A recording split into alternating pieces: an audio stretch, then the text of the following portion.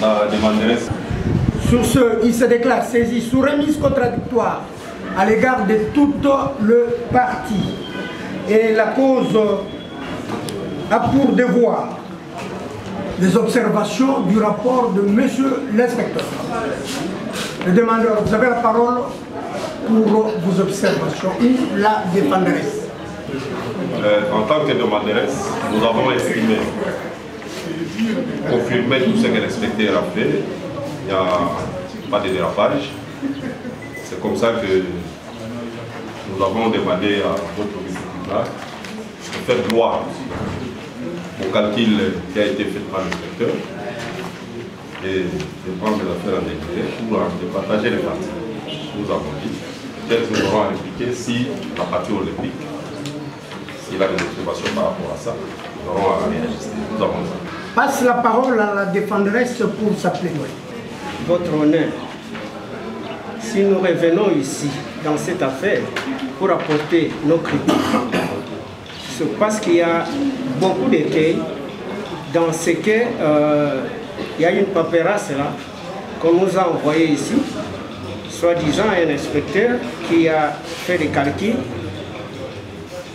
dans la violation flagrante de la loi.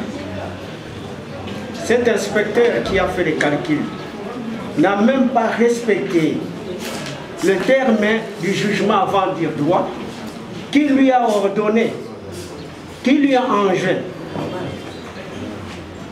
de calculer objectivement en présence de toutes les parties, en tenant compte des données que lui fourniront celles-ci, le décompte final de la demanderesse Chidibi Bilo.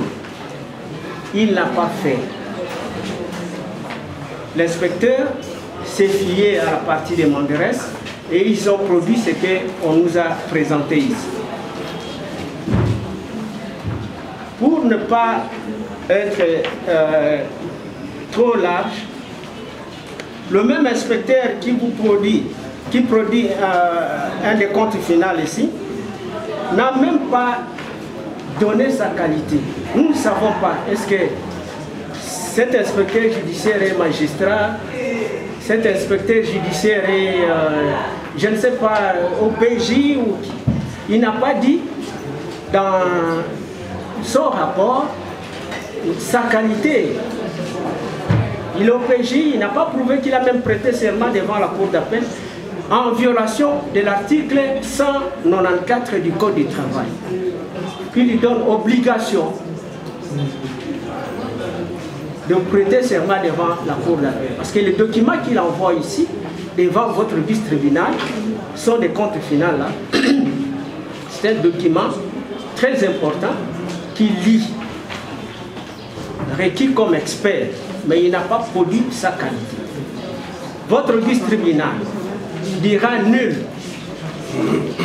et de sans effet ces rapports ici, produits par un inspecteur de travail, parce que là il a signé seulement inspecteur de travail, nous ne savons pas, il est au PJ, il est qui, en violation flagrante de l'article 194 du Code du travail. Alors, si nous devons revenir à ce que lui a fait, nous disons d'abord que si votre tribunal, vraiment à l'extrême, passez outre ces moyens d'ordre public, votre tribunal dira que ce travail ne peut pas être reçu pour des raisons que nous avons avancées. Monsieur l'inspecteur du travail, qui nous produit un décompte final, nous, ça nous a étonnés, nous partis employés. Parce que pour la petite histoire, la dame était liée par un contrat de travail à durée déterminée. Ce contrat de travail est arrivé à terme.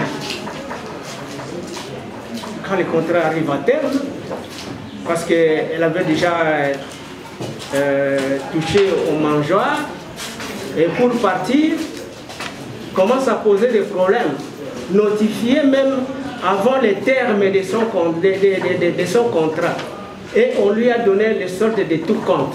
Donc il n'y a pas de compte final dans un contrat de travail à durée déterminée. Nous ne savons pas par quelle magie. Et nous avons compris que c'est seulement la composition, le changement de composition qui a fait que la nouvelle composition qui a été saisie puisse agir ainsi. Mais la composition qui a reçu la plaidoirie ne pouvait pas se dire ça parce que tout a été fait, tout a été dit. Contrat à durée déterminée, qui est arrivé à terme. Je veux que ça soit précisé, au risque que, comme on est en train de dire partout là, que la justice est malade, par des petites erreurs comme ça, hein, croire que le tribunal a décidé ainsi.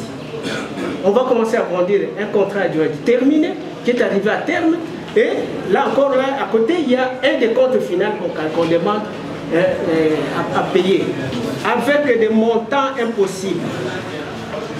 Comme en droit on dit que le criminel revient toujours sur son lieu de crime, cet inspecteur qui a rédigé ici, il fut l'assistant de l'inspecteur qui a rédigé le procès verbal de non-conciliation qui est décédé. Et ça prouve l'amateurisme. Ce que nous allons apporter ici, pour que votre vice-tribunal puisse constater la fraude et l'amateurisme dans tout ce qui a été fait, et la partialité, où on voyait qu'on pouvait envoyer les dossiers, attribuer ça à un inspecteur judiciaire compétent qui pouvait faire un bon travail. Parce que le travail est bien fait. Donc pourquoi nous allons discuter conformément à la loi? N'a déplaise, nos moyens ne seront pas ébranlés parce que ce sont les moyens de notre public. La violation flagrante de la loi ne peut pas faire objet d'un débat. Vous voyez par exemple dans ce qu'il a fait, dans cette précipitation. Alors la dame touchait 350$, elle n'a fait que un contrat à durée terminée. C'est ce contrat de 2 ans qui datait de 2025, du 25 juin 2021 au 27 juin 2021. La dame, son décompte final ici était calculé sur 2 ans et est calculé sur 2 ans. Ben voilà un peu comment le criminel est revenu sur son lieu de crime dans la précipitation. Quand il a calculé là, vous verrez son point 3, parle de congés compensatoires. Mais ça c'est grave. Congé compensatoire, là où il y a un contrat de 2 ans tout court, là où on n'a même pas dit 2 ans, 3 mois, 2 ans, 4 mois, si ce n'était pas observé, on parle de congé compensatoire, on calcule, on paye. Ça c'est lui qui vient comme expert, mais voilà un peu des hérésies. C'est en violation de l'article 144 qui dit que quand il n'y a pas d'autres mois de surplus qui n'ont pas été observés, on ne peut pas donner les congés compensatoires. Mais ils bombardent ça, vous verrez là-bas si c'est 2 millions, quelque chose de francs. Moi je me dis, bon, il se disait, bon, je vais faire une bonne affaire qui va me rapporter quelque chose. Et Olympique Hospital se réserve le droit. Nous allons attaquer ce document en faux, parce qu'il y a des fausses déclarations ici. Voyez par exemple un autre point, les transports. Les transports, il écrit là-bas 52 000 $. Nous on se pose la question, est-ce que ce transport de 52 000 $, c'est tombé du ciel ou bien du cimetière? C'est sorti du cimetière. Alors, c'est s'entend coincé, il n'a même pas dit mettre d'autres annotations en rapport parce que ça n'existait pas. Le transport était payé, il n'y a pas de litige de dette sur le transport. Il demande 52 000 $ pour quelqu'un qui a fait 2 ans et je ne sais pas pourquoi. Donc il y a violation de l'article 194, violation de l'article 144 parce qu'il n'y a pas de congé, il n'y a pas eu de congé compensatoire. Il parle du travail de nuit dans son décompte final. Mais Madame Tchimbi était pédiatre. Chidibi. Merci beaucoup, monsieur. Confrère estimé. Madame Chidibi était pédiatre. Elle n'avait jamais fait la nuit, le travail de nuit. Mais d'où lui tire ça? Il tire le travail de nuit là pour bombarder des montagnes ici. Parce que c'est pour les besoins de la cause. Elle n'a jamais fait de garde. Le travail de nuit, c'est la garde de la nuit. Elle n'avait jamais fait les 2 ans là, elle n'avait pas fait ça. Ce sont d'autres services. Les services de pédiatrie, là, il n'y avait pas de garde. Et quand il y avait garde pour ceux qui le font, nous allons même produire des documents pour les autres. Vous faites la garde le matin, on vous paye. Il y a un montant, c'est déjà connu. Avant c'était 5 $, finalement, ils ont remonté ça à 10 $. Vous posez un acte dans ce sens-là.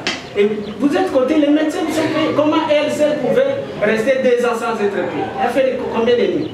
Elle n'a jamais apporté une preuve de garde qu'elle a passé. Aucune. Ça c'est par rapport à son année. Quand vous verrez encore dans son travail, il parle de l'annuité et des salaires acquis. Mais c'est flou. On ne mélange pas les... Il a fait l'amalgame. C'est incompréhensible cette histoire. On calcule les salaires, l'annuité, et puis on calcule les salaires, le reste là, comme tel. Et on produit les chiffres là. Vous ne pouvez pas prendre l'annuité et les salaires acquis. Non. Et tout ça. Les salaires acquis là, lui, quand il parle de salaire annuité et salaire acquis, mais sur base de quelles dispositions légales? Ils disent ça tous. Nous avons parlé de 52 000 $ de transport. Bon, ça dépasse notre entendement. Et dit qu'il n'y a pas de retenue, tout ça, mais non. Donc on ne doit pas faire de retenue sur les brutes là. Mais dans quelle entreprise ici en République démocratique du Congo où on ne paye pas l'impôt? Les travailleurs ne payent pas l'impôt. Elle serait exemptée en quel titre? L'IPR est payé chaque fin du mois, on retire à la source. Ça doit être défalqué. Mais lui, il dit qu'on ne payait pas l'impôt. S'il a même parlé de l'INSS. Mais faudrait-il que nous apportions des preuves encore de tout ça? C'est à lui de nous dire qu'on ne payait pas. Mais l'inspecteur du travail, tout ce qu'il a mis ici, pour bombarder un montant de 11 475 580, et ainsi de suite, francs congolais. Plus, parce qu'il faut ajouter 52 000 $ de transport. Donc, le ministre du tribunal, monsieur le ministère public, vous allez comprendre que cette paperasse a été faite par un amateurisme qui n'a pas encore tout ça. Au lieu de se fier même à ces aînés qui sont là. Vous savez, quand on a montré ça même à ses collègues inspecteurs, tout le monde a éclaté de rire. Dit, oh, il a signé là-bas, qui a signé tel? Bon, nous sommes la même maison, hein, les loups ne se mangent pas entre eux, mais on va mettre tout ça. Vous comprenez tout ça? Tout ça c'est pourquoi? Tout ça c'est cette cupidité, c'est pour induire le tribunal à lui. Parce qu'il sait que le tribunal lui a demandé un élément. Le tribunal vous demande de voir, il vous ordonne, il vous enjoint de mettre les deux parties ensemble. et de discuter avec eux. Vous dites non, moi la meilleure partie avec laquelle je vais traiter, c'est la partie de moi. Et puis à l'audience de la plaidoirie, ça encore c'est un élément. Nous avons soulevé un moyen d'ordre qui tend à la non-communication des pièces. Ils voulaient produire leur dossier de pièces. Nous avons démontré qu'ils ne nous ont communiqué aucune pièce, aucun dossier de pièces. Quand on leur a posé la question, mais nous avons conclu, nous avons communiqué des pièces, réagissez. Oh non, nous, c'est la requête qui fait valoir tout ceci. Aucune pièce. Mais posez-vous la question, monsieur le ministre membre de la proposition. Les éléments sur lesquels il a calculé ici. Donc, ils se sont empassés du tribunal pour aller déposer les pièces là-bas. Les pièces non communiquées devant votre liste de biens, mais déposées à l'inspecteur du travail. Nous ne savons même pas quelles pièces sont. C'est pourquoi, pour nous d'ailleurs, même cette histoire, c'est précoce maintenant, parce que même la Cour devrait, en principe, nous départager sur la nature du contrat. Et après demander à un inspecteur, à un expert, s'il s'agit de contrat à durée d'été, si la Cour estime, dans son intime conviction que c'est un contrat, nous avons raison, contrat à durée déterminée, et il demande à l'inspecteur maintenant de faire tout ce qu'il doit faire. Et demander aussi, si la Cour estime que c'est comme dans l'interprétation, que c'est à durée indéterminée, à ce moment-là, nous on devrait se plier. Parce que je ne veux pas que la réputation et des membres de la composition, et surtout du tribunal, ce sont des pareilles histoires. Si ça passe, parce que les juges n'est pas un magicien, ça peut passer. Et si jamais nous, on n'était pas outillés pour découvrir les irrégularités là, mais ça pouvait passer. Et après la clôture du tribunal, la partie devrait se mettre à se moquer du tribunal, de la justice. La justice n'est pas malade parce que les juges travaillent, le magistrat travaille. C'est seulement des petites choses comme ça. Et on induit en erreur. Bon, comme il n'est pas magicien, vous venez avec quelque chose, vous expliquez. Il abonde dans ce sens-là, et demain on commence à brandir. Oh, moi on était censé. C'est comme ça, citer ma maison, on m'a ravi la maison, on a fait ceci. Mais apporter des documents, ça, ce sont des choses qui doivent prendre fin en plein 21e siècle. Nous sommes déjà un pays qui, ces procès ici, nul, et de nul, non-avenu est nul, pour la violation flagrante de l'article 194 du Code du travail. Vous allez dire que le point 3 de son travail ici, de son travail sur les congés compensatoires, est une violation flagrante de l'article 144 du Code du travail. Et vous direz aussi que l'IPER, l'impôt sur les salaires, sur le revenu professionnel, était bel et bien payé par la société. C'est la société qui paye. Il y a des preuves. Donc, il ne peut pas venir emballer votre vice-tribunal. Ben, ces inspecteurs-là, il faut quand le tribunal envoie ça, le tribunal n'est pas à mesure. Nous voulons que le tribunal calcule. Et le tribunal est capable de calculer les comptes finales. Ce n'est pas parce qu'on leur a demandé un service qu'il commence à se compromettre. Nous disons aussi que c'est sous un contrat déterminé que la cliente, la demanderesse était liée et que son contrat était arrivé à terme. Parce qu'avant le terme de son contrat, une semaine avant, on lui avait notifié, comme d'habitude, conformément au règlement intérieur de l'entreprise. Et nous sommes surpris de voir même ça. Moi, je ne sais pas, je peux montrer à mon client ça ou à ma cliente. Elle ne va pas comprendre. Alors, nous demandons les rejets purement et simplement pour beaucoup de fausseté et des fraudes que ça compose. Nous allons, pour la violation de l'article 144, la jurisprudence est abondante et nous allons étoffer dans notre note de plaidoyer. Et on lui a payé les soldes de tout compte. Et les soldes de... Les soldes de tout compte, c'était son dernier mois de salaire qu'on lui a payé. Quel montant il faut les ressortir? Le montant c'était 300... J'ai les documents, je vais vous les poser tout ça. 350 $ parce qu'il n'y avait pas de dette. Parce que si l'entreprise lui devait sur 14 $, et on lui a payé les salaires, les derniers salaires du mois. Les heures supplémentaires non payées, il n'y en avait pas. La prime, il n'y en avait pas et qu'on sort.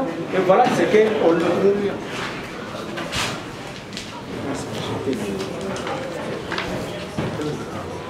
Observation par rapport au rapport de l'inspecteur. Passe la parole au demandeur pour rencontrer Merci bien, le moyen lui opposer sur les observations. Vous avez la parole. Et les jours de la plaidoirie, mon estimé confrère, ce n'était pas encore réglé. Parce que les débats étaient tellement aériens, il fallait la faire descendre. Et je suis en train de me rendre compte encore aujourd'hui, par rapport au rapport de l'inspecteur. Je n'ai rien saisi par rapport à tout ce qu'on vient de vous dire ici. C'est comme si quelqu'un qui se parlait, monsieur le président. Il se parle de lui-même, sans se faire entendre. Il vous dit non, non, l'inspecteur n'a pas donné sa qualité. Mais ça, c'est pas ça. Lorsque vous prenez ici, on vous parle de direction provinciale.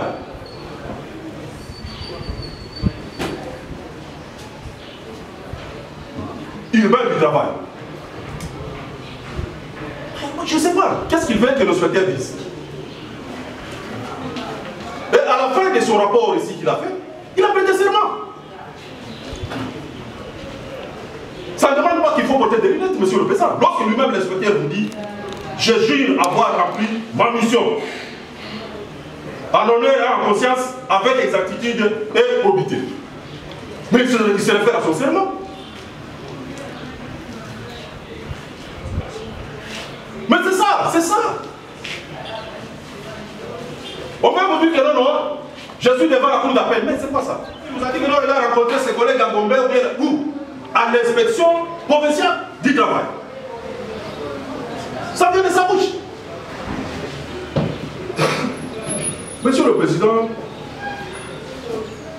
vous avez vu que par rapport aux observations, il n'avait aucun argument. Il s'est remis pour vous dire non. Lorsque vous allez passer ces moyens outre, vous allez vous rendre compte que nous avions plaidé à son temps sur la non-communication de pièces. Non. Cette question a été débattue devant la composition ici, dans la grande salle. Et je me rappelle ce jour-là, j'étais inspiré par une motion, moi-même je ne m'attendais pas. Parce que c'est qu'il ignore. Et je m'attendais à ce qu'il explique ça devant le Conseil. Madame a conclu premier contrat à durée déterminée d'1 année. Par rapport au service rendu, Olympique a estimé que non et devait continuer avec madame. Il a signé le deuxième contrat à durée déterminée et qui devait prendre fin le 26 mai 2023. Mais curieusement, Monsieur le Président,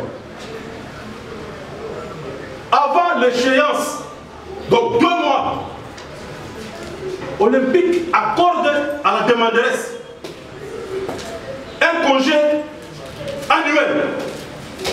Et dans sa correspondance, il lui-même dit à ma cliente que on vous accorde un congé et vous devez reprendre le travail le 29 juin. Alors que son contrat terminait le 26. Mais du moment où lui-même demande à ma cliente, il lui accorde un congé. Et il demande à ma cliente de reprendre le travail, au-delà du terme du contrat, a un caractère, a un contrat à durée indéterminée. Il devait avoir le courage de vous le produire pour que vous puissiez examiner le terme du contrat. Et nous lui avons communiqué ces propres lettres-là, où il a accordé le congé annuel à notre cliente, où il a demandé à notre cliente de reprendre au-delà de la date limite de son contrat. Alors qu'il est connu de tout juriste moyen, qu'on ne peut pas signer plusieurs contrats successifs avec le même employé. Et c'est ce que Olympique a constaté. Parce que madame était engagée en qualité de médecin général. Il était médecin. Lorsque vous allez examiner les termes de son contrat, nulle part on parle que madame elle est infirmière, comme je viens de l'entendre aujourd'hui. C'est très ridicule.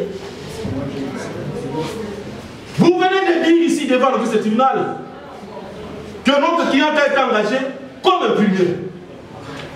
Mais j'ai noté les observations. Comme pédiatre. Monsieur le Président, même quand il vous dit pédiatre, mais il vous a dit, ça ce sont les infirmières. Non. Lorsque vous regardez, Monsieur le Président, les termes du contrat, les contrats avaient été déposés avec notre note de plaidoirie. Lorsque vous examinez l'article 1er de ce contrat, mais c'est dans le dossier. C'est dans le dossier. Ils ont parlé que notre cliente a été engagée en qualité de médecin. C'est dans le contrat. Médecin pédiatre. Pas pédiatre, mais sur le président, le contrat est juste dans le dossier, on avait déposé les pièces. Quand l'affaire ici a été plaidée, puis en veille. Tout c'est pourquoi je vous dis. Médecin tout court. Médecin général. Vous allez voir, c'est dans leur propre contrat. C'est comme ça que j'avais dit. Lorsque vous allez examiner les termes du contrat, vous n'allez pas vous rendre que vous êtes en face d'un contrat à durée déterminée. Vous allez vous rendre compte que vous êtes en face d'un contrat à durée indéterminée. Ou dans les mêmes contrats, on détermine les avantages. On détermine les avantages. Mais que notre cliente n'a jamais bénéficié. N'a jamais bénéficié. Il devrait produire des preuves ici, même quand il vous dit que non, l'impôt a toujours été payé. Mais vous doit amener des preuves. Il appartient à celui qui a l'air d'amener des preuves. Nous sommes devant un tribunal de droit écrit, nous sommes pas, c'est déjà dépassé. On n'est pas dans un tribunal de droit coutumier ici. Où ils vous disent des choses sans amener des preuves. Mais nous vous disons, Monsieur le Président, nous vous amenons des preuves qui est leur propre contrat. Et les pièces communiquées à la partie ici. Lisez le contrat. C'est ce qui va nous départager dans cette cause. Vous allez vous rendre dans le contrat lui-même défini. Alors que dans un contrat à durée déterminée, il n'y a pas de congé. Il n'y a pas de congé. C'est-à-dire qu'il y a une carence. L'employeur estime que non, on ne peut pas laisser un vide, on prend quelqu'un pour une mission bien déterminée. Il n'y a pas de congé. Et lorsque dans un contrat, on vous accorde déjà un congé, ça sort de l'ordinaire. Ça sort de l'ordinaire. C'est ce qu'il faut comprendre. Dans un contrat à durée déterminée, il n'y a pas de congé. Il n'y a pas de congé. Vous terminez votre travail, on vous paye et vous partez. C'est ça la logique. Vous allez vous rendre compte que vous n'avez pas affaire à un contrat à durée déterminée. Vous avez affaire à un contrat à durée indéterminée. C'est comme ça que nous avons dit. Lorsqu'il s'est rendu compte que dans la lettre accordant le congé à notre cliente, ils ont dépassé largement la date limite du contrat qui devait prendre fin, ils se sont rebiffés pour résilier le contrat à notre cliente. C'est comme ça que nous avons dit non. En résiliant ce contrat de la sorte, vous avez violé l'article 63 du Code du travail. Vous avez violé l'article 63 du Code du travail. Et nous avons démontré, soit vous la réintégrez, soit vous payez les 36 mois. Conformément à la loi. Donc, notre contrat, Monsieur le Président, c'était un contrat à durée indéterminée. Et la preuve en est que vous allez voir dans les dossiers la lettre de la société olympique qui a accordé un congé à notre client. De reprendre, dans sa lettre, il dit de reprendre le travail après la date limite de son contrat. Et là, vous allez venir ici pour dire que non, on avait conclu un contrat à durée déterminée. Non. Comme je vous disais là, je ne sais pas, même s'il veut les produire, je l'autorise. Je ne vais pas faire un problème au conseil de l'ordre. S'il fait produire ici, l'argent justifiait que notre client ici était affilié à la CNSS. Mais il peut cet argent. S'il peut produire, que non, la demanderesse était affiliée à la CNSS. Et nous, on va payer un badage. Je le mets en défi. Je le mets en défi. Donc, Monsieur le Président, au moment de la proposition, heureusement, j'ai apprécié la sagacité du tribunal. Parce que la partie voulait faire voir comme s'il est innocent. Il veut jouer à ces jeux-là. Non! Heureusement, la sagacité du tribunal m'a beaucoup fortifié. Lorsque le tribunal a posé la question à cette partie, est-ce que l'inspecteur vous a invité? Il a dit oui. Affirmatif. C'est ce qui m'a permis même aujourd'hui de faire ces petites observations qui ne tiennent pas debout. C'est parce qu'il a été devant l'inspecteur. Il a pris les éléments. Donc, Monsieur le Président, on ne va pas vous prendre tout du temps, étant donné que c'est un procès qui se comprend de lui-même, Monsieur le Président, qui ne demande pas de fournir beaucoup d'efforts. Parce que l'article 44 du Code du travail ne veut même pas qu'un employeur, dans un contrat à durée déterminée, dépasser ne fût qu'un seul jour, même quelques secondes. Lorsque vous dépassez ne fût qu'un seul jour, ce contrat devient duré indéterminé. C'est ça la mathématique. C'est ça la mathématique. C'est ce qu'il faut comprendre. C'est comme ça que nous avons eu ce privilège-là de parler avec notre estimé confrère que si par mégarde olympique m'avait consulté, j'allais carrément conseiller utilement à l'Olympique de payer pareil règlement à l'amiable de ma cliente. Et ce débat n'allait pas avoir lieu. Mais comme on veut toujours, non, il faut que les jeunes ne partagent. Même aujourd'hui, il est coincé. Je ne pense pas que, même en prenant la parole, parce qu'il a le courage, il peut réclamer, il a le contrat. Il peut vous lire l'article 1er de son contrat. Vous allez voir les termes consignés dans ce contrat-là. Ce ne sont pas les termes d'un contrat à durée déterminée. Nous avons ce privilège-là de rédiger ces histoires. Et vous allez, en faisant cela, Monsieur le Président, vous allez décourager certaines personnes qui estiment qu'ils peuvent exploiter les autres parce qu'ils se croient être puissants ou être au-dessus de la loi. Nous nous disons qu'après plus d'un parti du Congo, il y a une justice. Et nous sommes fiers d'être avocats avec le du Congo.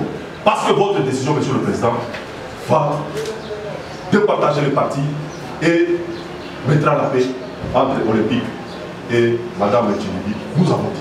S'agissant du transport, le montant de 52 000 $. Vous pouvez aussi oui, Monsieur le Président. quant à ça. À l'inspecteur, parce que nous avions demandé qu'on puisse faire le calcul en tenant compte de tous les avantages liés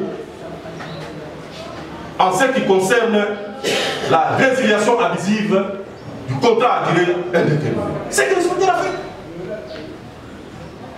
C'est ce que l'inspecteur a fait. Ici, nous ne sommes pas dans un contrat à durée déterminée. Non, on n'embarque pas les tribunaux ailleurs.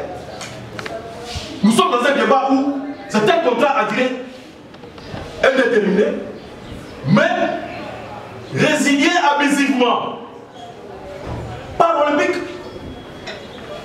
Et votre tribunal ici a posé la même question à l'Olympique. Qu'est-ce que vous lui avez payé comme décompte final selon vos calculs? Vous avez vu l'état de difficulté. L'état de difficulté. Parce qu'ils ont payé sans pour autant tenir compte de l'exigence de l'article 63 du Code du travail. C'est comme ça que nous, en formulant notre demande devant le tribunal, nous avons dit votre tribunal puisse demander à l'inspecteur du travail de calculer les décomptes finaux de notre cliente en tenant compte de tous les avantages liés. Et c'est ce qui a été fait. Ce qui a été fait. Tous les éléments ont été déposés à l'inspecteur et sur base de ces éléments, l'inspecteur a dégagé ce qu'il a eu à dégager. Donc, c'est de mon droit, Monsieur le Président. Nous avons dit que l'ADD a été rendu, mais nous sommes surpris aujourd'hui d'entendre que c'est à la demande de la partie demanderesse que l'ADD a été rendu, demandant les calculs des décomptes. Mais ça nous surprend, ça nous étonne. Parce que lors de la plaidoirie, nous avons soulevé même des moyens d'ordre public, du défaut de qualité et de la violation de la loi. Parce que madame est fonctionnaire de l'État, nous avons déposé même son arrêté ministériel, nous avons déposé même son lieu d'affectation. Elle est affectée à la Chopo. Elle est régie par les statuts de la fonction publique. Je crois que ces jours-là, nous avons plaidé à 17 h et nous sommes partis ici à 18 h. Mais il faut être sincère. Hein? Les collectifs, quand on dit on est ça, c'est le ministère public qui peuvent se succéder. Même si l'un d'eux s'est déplacé, mais l'autre reste, ils sont un. Mais les avocats, quand vous n'êtes pas à l'audience, ne dites pas, ces jours-là, non, on ne ment pas, mais quand on voit la fin de l'audience, c'est les avocats qui ont comparé ces jours-là, ce n'est pas lui. Ce n'est pas lui, il n'a pas comparé ces jours-là. Ceux qui ont comparé voulaient déposer des dossiers de pièces au tribunal. Et même le ministère public était tenté de jeter un coup d'œil. Quand nous avons démontré qu'ils ne nous ont communiqué aucune pièce, le ministère public n'a même pas touché à ça. Et le tribunal leur a retourné leur dossier de pièces. Mais qu'est-ce qu'ils sont allés déposer à l'inspection du travail? C'est qu'ils n'ont pas déposé au tribunal, c'est ça qu'ils ont déposé auprès de l'inspecteur. Et quand l'inspecteur voit déjà, comme c'est leur action initiée par eux, ils sont allés chercher leur homme là de confiance qui pouvait leur donner des issues. Il m'a pas rencontré sur le moyen de l'indemnité compensatoire des congés. Ça, il ne peut pas parce que là c'est calibré. Ce sont de fausses déclarations. Et il vous dit, ma cliente n'est pas juriste, c'est pourquoi elle a demandé les transports 50 000. Est-ce que ça, c'est la demande de l'une des parties ou c'est le calcul de l'inspecteur présumé expert? 52 000 $ pour les transports sans explication. On va payer ça comment? Hein? Et puis ça signifie quoi tout ça? Quand les gens regardent comme ça, qu'est-ce qu'il a dit? Logement, il a donné un montant, transport, 52 000 $. Mais on a commencé à gratter un peu les yeux, mais attention, est-ce qu'il ne s'est pas trompé? C'est pas 5 000 $. Donc 52 000 $. Je crois que le ministère public, hein?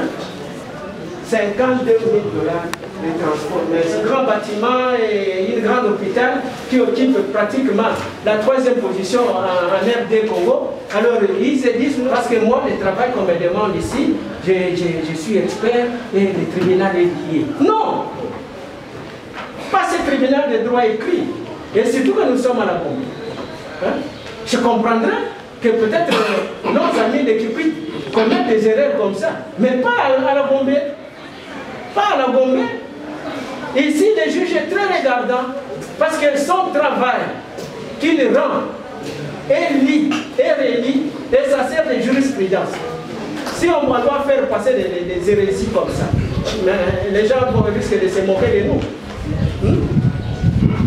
Les gens risquent de se moquer de nous.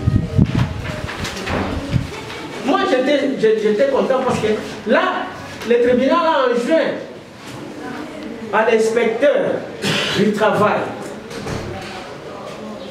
de calculer objectivement, en présence de toutes les parties, et en tenant compte des données que lui fourniront celles-ci. En présence des parties. Nous sommes, on n'a jamais été associé à ce travail. Parce que s'il était prudent, on lui poserait même la question, mais monsieur, ici vous avez mis 52 000 $ pour les transports. C'est quel transport ça? Monsieur, vous avez mis les indemnités compensatoires ici, 2 millions quelque chose. Mais c'est quoi? Parce que ça, ça n'existait pas. Même la violation manifeste de la loi. Mais comme la loi est violée, l'article 144 est violé du Code du travail. Mais ce travail à jeter, ça ne peut même pas retenir votre attention, encore moins nous prendre même 2-3 minutes. Vous interrogez seulement la loi, vous voyez le point 3 là qu'il a ajouté des sommes. Même les 52 000 $ là-bas. Vous voyez, il est en difficulté de nous expliquer. Ça, il s'agit de quoi les 52 000 $? On écrit seulement titre, des fois, transport 52 000 $. Bon, voyez un peu la fraude dans tout ça, au district tribunal. À la fin, quand il fait les totaux, ces histoires, il incorpore pas les 52 000 $. Mais ça veut dire quoi? Ça veut dire que ces documents-là, quand les juges, distraits peut-être par, je peux avoir transport 52 000 $, cela veut dire quoi? Cela veut dire que l'Olympique Hospital doit payer 52 000 $ de transport et Olympique Hospital doit payer 11 476 581,28 000 francs congolais. Donc, tout ça, on ne comprend rien. Il incorpore beaucoup de choses, travail de nuit. Mais le travail de nuit, là, qui dit qu'il y a le travail de nuit? C'est l'employeur qui donne les éléments. Il devrait nous poser la question. On nous dit, bon, il y a eu travail de nuit, on n'a pas payé, c'est ça. Mais elle n'a pas fait ça. Mais on va lui payer quoi? Et voilà un peu comment complique les choses. Hein? Et même la nuitée, et tout ça. Donc tout ça, c'est pour dire, non, les juristes là-bas, ils ne sont pas forts en calcul. On va les embrouiller comme ça, et ça va passer. Ça va passer. Ça ne passera pas au district tribunal. Monsieur le ministère public, monsieur et dame le ministère public, ça ne passera pas parce que c'est en violation flagrante de la loi. Voilà encore ce qui est... Moi j'ai toujours eu respect aux confrères avocats. Hein. Depuis 30 ans, je n'ai jamais eu de mêlée avec les confrères. J'ai toujours été courtois parce que c'est la profession. Nous allons nous rencontrer toujours comme d'habitude dans plusieurs dossiers. Quand le confrère dit que la prestation de serment, c'est la phrase qu'il a dit là, je jure avoir rempli ma mission en honneur sincère, avec exactitude et probité. Mais quand il dit, il écrit comme ça. Mais les contenus là-bas, ce sont des faussetés, non? Est-ce que ça corrobore avec la phrase? C'est ça la prestation de serment? Un juriste peut dire que quand quelqu'un écrit comme ça, il a prêté serment. Ce n'est pas ça l'esprit de l'article 194. Confrère allait relire l'article 144 et la jurisprudence est abondante. Ça ne se fait pas comme ça, il y a des vrais que je n'ai pas vu. Donc quand je regarde comme ça avec des lunettes, ce que lui dit prestation de serment, c'est je jure avoir rempli ma mission. C'est ça la prestation de serment. Moi je crois que nous devons éviter de faire des choses. Nous en suivre. Le tribunal, par rapport à ces petits moyens irrévérencants, le tribunal va constater que la dame, l'hôpital avait notifié la dame avant le terme de son contrat, comme l'indique le règlement d'ordre intérieur, que si quelqu'un dans un contrat à durée déterminée et que ce contrat arrive à terme, on doit les notifier une semaine avant. C'est ce qui a été fait. Dire qu'un jour, on lui a demandé de revenir, on vous notifie la fin de votre contrat. Que, bon, madame, dans une semaine, comme d'habitude, votre contrat prend fin. Bon, même si ça, moi, je peux considérer ça comme une erreur matérielle, on a écrit, et puis ça a été payé. Cette journée-là a été payée. Mais ce n'est pas ça d'abord. On vient notifier. Quelqu'un me dit non, vous savez, madame, il faut tomber. C'est pas. Je crois que votre vice-tribunal va purement et simplement déclarer nul et de nul cette paperasse signée par quelqu'un qui s'appelle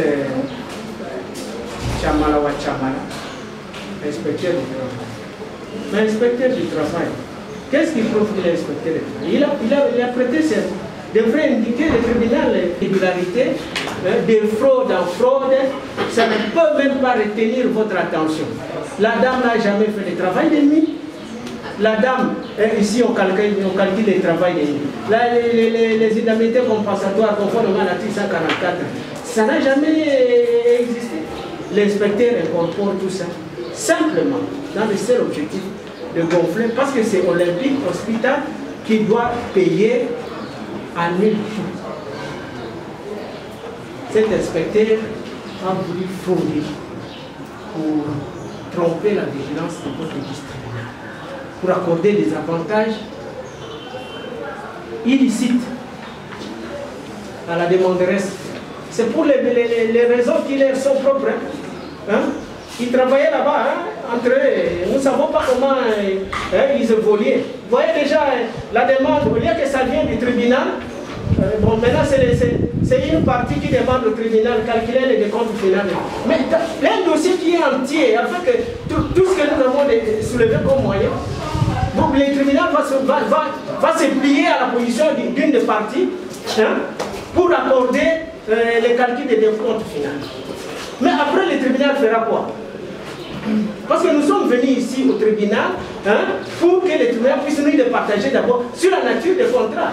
Nous avons notre position et aussi. Le tribunal devra nous dire, bon voilà, il sort un jugement, et après il dit, bon, comme il s'agit de telle sorte de telle catégorie de jugement, faites-nous maintenant des décomptes finaux. Donc, s'il faut payer les droits, payer, on paye.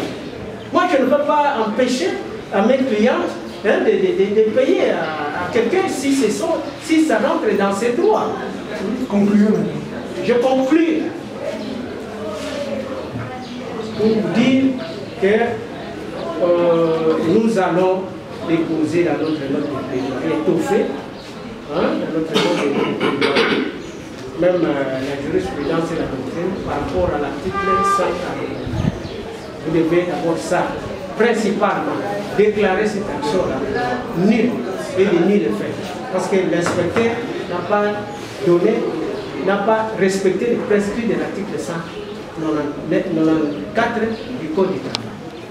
Vous allez rejeter tout ce qui a été fait là, la paperasse là, qui a été fait dans la fraude, en violation des articles 144 du Code du travail, qui donne les conditions des congés compensatoires. On donne les congés compensatoires si quelqu'un est dans un contrat. Vous étiez en train de disposer. Bon, je dispose. Je vais tout ça. Alors, votre vice-tribunal va rejeter ce travail fait par un inspecteur avec beaucoup de fautes, parce que pour votre gouvernement, nous avons déjà déposé une plainte contre cet inspecteur ici pour ces faussetés, ces déclarations fausses ici qui voulaient induire votre vice-tribunal en erreur. Et vous allez rejeter tout ça et nous demandons à nos vice-tribunal de pouvoir, s'il y a des calculs à faire, que le tribunal les fasse ou décide autrement. Mais ça ne peut pas passer. Ça ne peut pas passer. Nous ne sommes pas contre l'inspecteur, nous ne sommes pas contre la partie demanderesse. Ça ne passe pas. Permettez, Monsieur le Président, Parce que la pièce là, c'est le tout dans les dossiers. Monsieur le président, c'est très important. Parce que nous avions déposé avec notre plaidoyer à son temps, avec la pièce. Voilà. S'il vous plaît. Merci bien, Monsieur le Président. Il reste moi que le tribunal a compris l'agitation de... Allez-y, l'essentiel, évitez de vous... Donc, Monsieur le Président, parce qu'on vous a dit ici que c'est le tribunal qui ordonne la vente du droit à l'inspecteur sans que les parties n'aient au préalable les solliciter. Mais ça, c'est faux. Lorsqu'on parle des principes des dispositifs, le tribunal s'appuie sur quoi? C'est la partie qui propose cette demande. Le droit du travail saisi par requête. Et dans notre dispositif, nous avons suggéré au tribunal de prendre l'avant du droit. Et c'est ce qui a été fait. Monsieur le Président, voilà pourquoi il vous a signifié, il vous dit non, voilà la notification, on a notifié une semaine avant que le contrat prend fin. Mais ça c'est faux. Prenez la lettre de notification, voilà. Qu'est-ce qui est dit dans cette lettre? Il est dit ceci. Madame, par la présente, nous vous notifions ce qui est repris en objet. En effet, suivant les programmes établis de congé, ça c'est l'Olympique qui parle.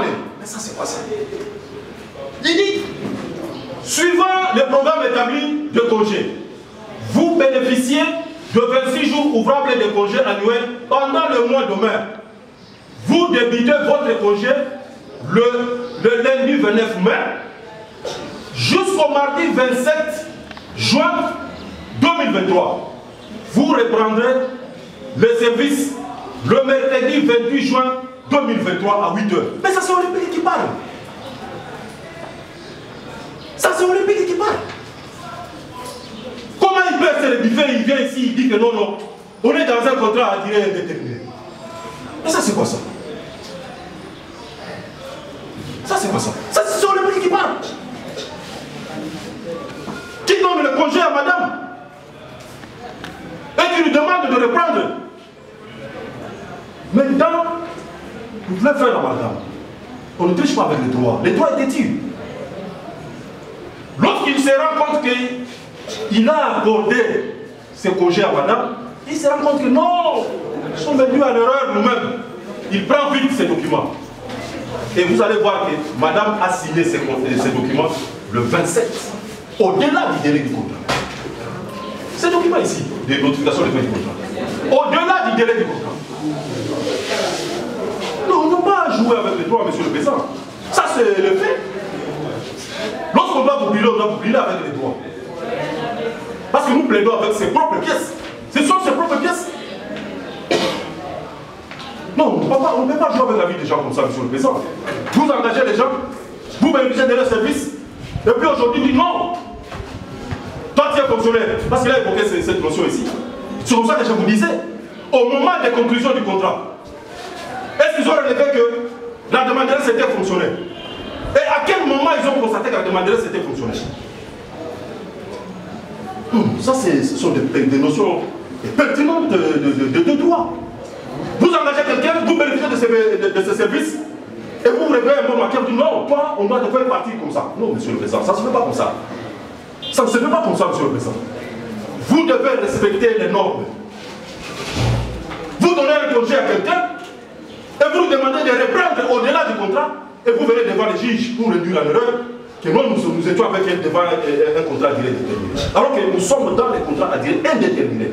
Et les conditions pour les résilier, c'est là où nous sommes avec lui. Il n'a pas respecté le principe de l'article 63. Il n'a pas respecté. Je pense aujourd'hui qu'il devait asseoir sa plaidoirie en démontrant qu'ils ont eu à respecter l'article 63 du Code du travail. Ce qui n'est pas le cas. Et même quand il vous parle, heureusement il s'est rectifié à la fin, monsieur le président. J'ai vraiment une bonne mémoire. Il s'est rectifié à la fin. Lui-même vous dit que regarde l'inspecteur, il vous dit transport, 52 000 $, mais au moins, dans les calculs finaux, l'inspecteur n'a pas repris les 52 000. Ça vient de sa bouche. Parce que lorsque vous lisez les montants là, les 52 000 et ces trucs-là, l'inspecteur a fait ressortir les éléments selon le SMIC. Parce qu'on doit calculer le salaire en tenant compte de SMIC. Mais lorsqu'il paye le travailleur, il ne tient pas compte de SMIC. Parce que le SMIC est élevé par rapport au paiement considéré à titre humanitaire par plusieurs employeurs. Non, on doit payer en tenant compte de SMIC. C'est ça le vrai calcul, monsieur le Président. C'est comme ça que l'inspecteur a fait ressortir les éléments en tenant compte de SMIC, mais lorsqu'il a fait maintenant les calculs, lui-même vous dit les droits à répondre à notre cliente. Il a énuméré, vous ne verrez nulle part les 52 000 dollars. Nulle part les 52 000 dollars. Donc, monsieur le Président, vous allez vous rendre compte que notre plaidoirie est tellement, je le dirais, monsieur le Président, aérien. Et lorsque vous rendrez votre décision, va se conformer à cette brillante plaidoirie, nous avons dit, monsieur le Président. Madame le procureur,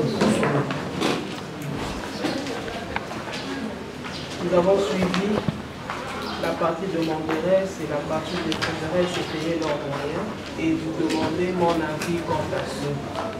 Monsieur le Président, regardez les pièces qui sont versées au dossier. Nous demandons que le dossier nous soit communiqué au nom de l'écrit pour devenir le cas de la loi. Je vous remercie. fait droit à la requête du ministère public, communique le dossier au parquet pour son avis écrit qui va être intervenu dans le délai de la loi.